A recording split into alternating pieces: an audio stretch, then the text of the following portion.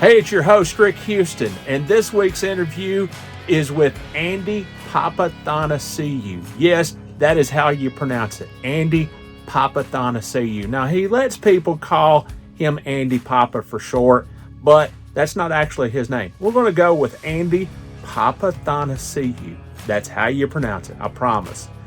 Andy single-handedly revolutionized work on pit road. He was responsible for athletes getting involved in the sport and in pit stops.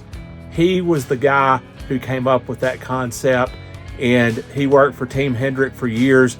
So he's got an extraordinary story about his NASCAR career, but also with the North Carolina Motorsports Association. He was the president, and he's now on the board of advisors for that group that has been so important to the motorsports industry in North Carolina. I hope you enjoy this episode. You missed out on the ring in '92, but I believe you made up for it. We got a few rings during our years, and that was another one of Ray's promises. He's like, We're going to get rings on every finger. And while we didn't get a championship ring for every finger, we got multiple rings for every finger, if you count all the big races and wins and championships. So you got 4 championships with Jeff, correct? And how many with Jimmy? I believe it's 7.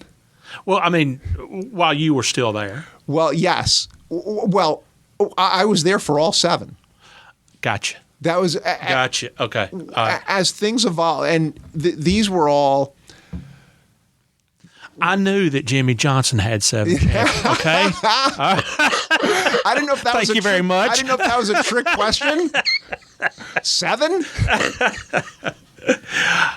So I thought that you left at the end of 06. Oh, no. At some point in 06. No, I was there all the way through to 20. This North Carolina Motorsports Association, this is something I did concurrent with my role at Hendrick. No different than, and Hendrick would have people that would be on boards of like UNC and different things like that, be involved in different things. I was allowed to take time to head up the North Carolina Motorsports Association. This was an organization, a trade association for the industry that the Hendrick organization had supported, had helped create, and now there was a need for leadership, and the offer was made to me if I was interested in heading up the NCMA. Now, tell me about the purpose of the NCMA.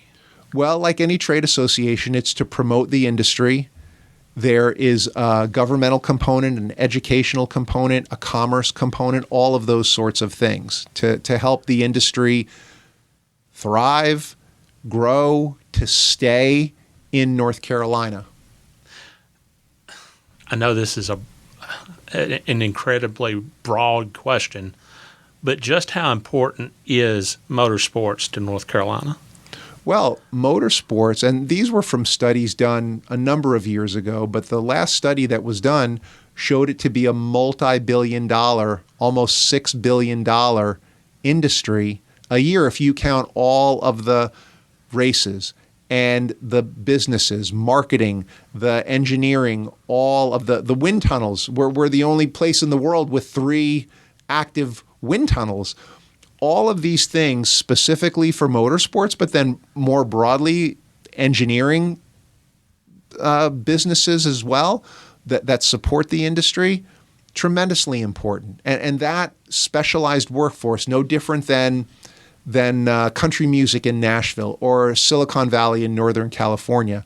All of those specialized businesses, the teams themselves, all of the support organizations, the marketing organizations, the tracks, there's no guarantee that they stay right here. You can unfortunately drive just south a few miles and get into South Carolina, or you can go to Virginia or even Tennessee in some of these different regions, and there's always been an interest in trying to pull some of that away. With the legacy companies and the legacy organizations, Mr. Hendrick, Jack Roush, Joe Gibbs, all of these people that are here, that's most likely not going to happen. But as these organizations grow and we get into next generations and we get into different situations with manufacturers, there might be interest. So North Carolina needs to keep its motorsports industry strong and thriving and supported in order to keep it right here in and around Charlotte. As the head of... I feel like I'm the executive director again. That's a flashback for me. As the executive director and now on the board of directors, what does that role entail? Well, when you move from the executive director, which is it's a position, you work for the board, and then you're on the board. As a board member, you represent, when I was on the board, I represented the interests of Hendrick Motorsports, and then we would be the ones to sign off on the events that we're doing and what we're doing with scholarships and the money, where is it going and what we're supporting. And that's the decisions of the board that is then executed by the executive director and the staff. So as the executive director, I worked for the board. Then moving from executive director to a board member, I was one of the people involved in the voting and decision-making process. I joked a minute ago about you being a politician. I would imagine in that role you have to be a little bit of a politician. Well, you learn a lot. I saw racing from a different side, more from the business side, and it was a very enjoyable experience. It was something that really came out of left field.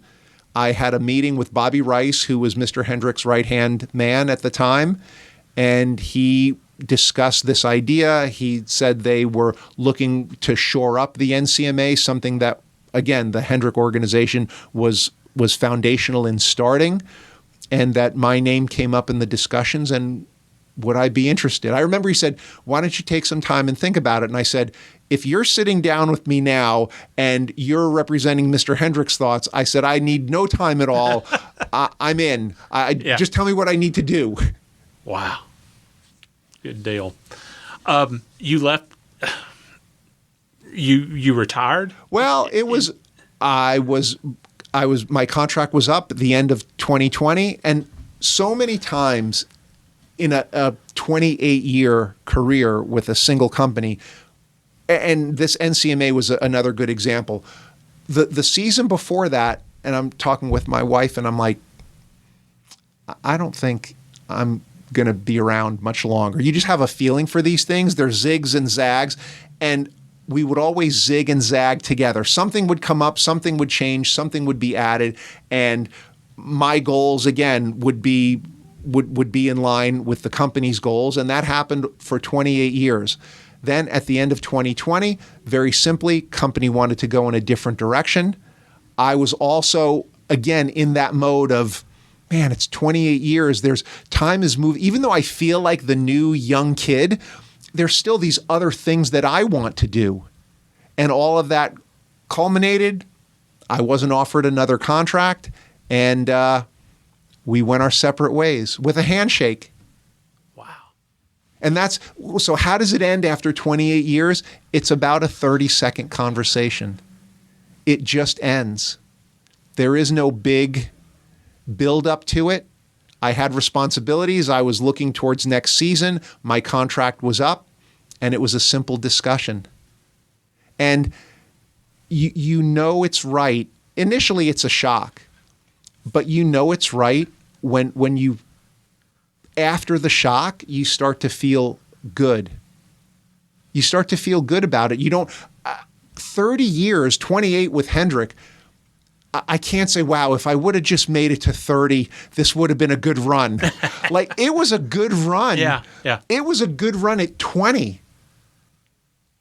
28, I'm happy. And now it's funny, looking back, it almost seems like it was the right thing to happen. No different than finding my way in, finding your way out. If you're moving again in the right direction, don't ever move away from something, move towards things. And the things that were on my plate that I wanted to move towards that I really couldn't because I was at Hendrick, now that's what takes up my time. You saying that, and I really do think that you're one of the lucky ones to have that kind of perspective, because a lot of people wouldn't. I guess it's just I finished football. Football was great to me. Got an education, got to go to school in California, got to do all these things. Have some of the best friends still in my life today as a result of playing college football. Don't hang on past when it's over. It was over for me, and that's what opened up the door. And again, with some of my own, I didn't just wait and see what would happen. I was proactive in it, but that's what started for me in NASCAR. And my best friends, my family, they're like, NASCAR? What? Where did this come from? And I said, it literally just came out of the blue. And that started a 30-year career, and all of the things that we're talking about now, all of the successes, all of the friendships, all of the experiences. All right, well, that went for 30 years, 28 with Hendrick. And now that has ended. And again, I feel like an alumni. I don't feel like I'm on the outside. I feel like I've run my course, and now it's time for these other things. And it's racing related, it's performance related, but it's not as the director for Hendrick anymore. What I hear you saying is, don't be sad or mad that it's over. Be happy about what's next. And what you did. Okay. And what you did. So what came next? What was it that you were looking toward? Some of the things that I'd been doing, and what the North Carolina Motorsports Association gave me an opportunity to do, get up in front of people, to speak, to put different programs and educational activities together in my role as director. Awesome. I hope you enjoyed that conversation with Andy. He is one of a kind. I really enjoyed that conversation, that interview.